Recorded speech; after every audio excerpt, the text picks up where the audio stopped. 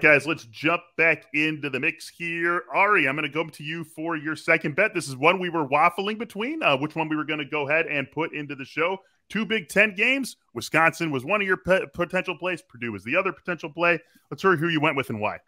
Well, we went with Wisconsin because Wisconsin have been on the wrong side of the Wisconsin bets all year. Actually, I hit the Army game. I took the points in the Army game. There you go. But Wisconsin against Purdue 2 weeks ago was a line that made 0 sense to me. And I was like saying, this is the biggest trap line on the face of the planet. Makes no sense. Wisconsin should not be laying points on the road against anybody. I took Purdue +3, and we all know what happened there. Like, there was a complete steamroll blowout. And then I was like, I'm never going to bet on Wisconsin ever again for the rest of my life. I hate Wisconsin. Then I laid 3 last week against Iowa, and it was a very pleasurable experience. So I feel like I'm back on the Wisconsin bandwagon. But this isn't about personal anecdotes. I think that it's possible here on a 4-game winning streak. I know the first 2 of the 4-game winning streak were Illinois and Army, but beating the crap out of Purdue on the road and beating the crap out of Iowa in a rivalry game at home, to me, seems like a program that's turning the corner a little bit here. And the funniest thing about this is, for as big of a dumpster fire as people viewed Wisconsin to be in earlier on in the year, they are back, if I'm not mistaken, to control their own destiny in the Big Ten West, and will probably be meeting up with Ohio State and Indianapolis like every other year.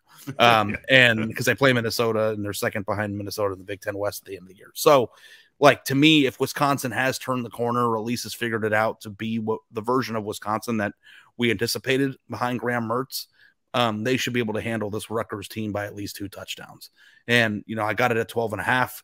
The line has moved to 13. I'm very curious to see where it will go before kickoff. But this is a team that absolutely should be able to handle their business. And if they go back to that offense where Mertz is turning it over every possession and they're scoring 12 points, then it's just like, I'll live with that. But right now, I have confidence that Wisconsin is on the path to the Big Ten championship game. And if that's the case, then I think that it starts with a cover this weekend. What's the line on an Ohio State-Wisconsin Big Ten championship game? Every single one has been 17, so let's just say 17. And Wisconsin's always winning late in the second quarter, and then Ohio State covers. Oh, man. Yeah, and my Wisconsin fan heart goes into it saying we're going to lose by 30. Then I get a tiny bit excited with that second quarter lead, and then, you know, we all know what happens. I covered the game a few years ago. Wisconsin was beating the crap out of Ohio State at halftime. Yeah. And like people were like discussing Wisconsin's chance of victory. But the thing with Wisconsin is, you know, there's a talent ceiling there when they're playing Ohio State, and that does not exist when they play Rutgers. So, and hopefully they can at least do us a favor. If it exists, it exists in the other way. Yeah, let's just beat the crap out of Rutgers for the first half and then hold the lead, you know? Let's hope we do that.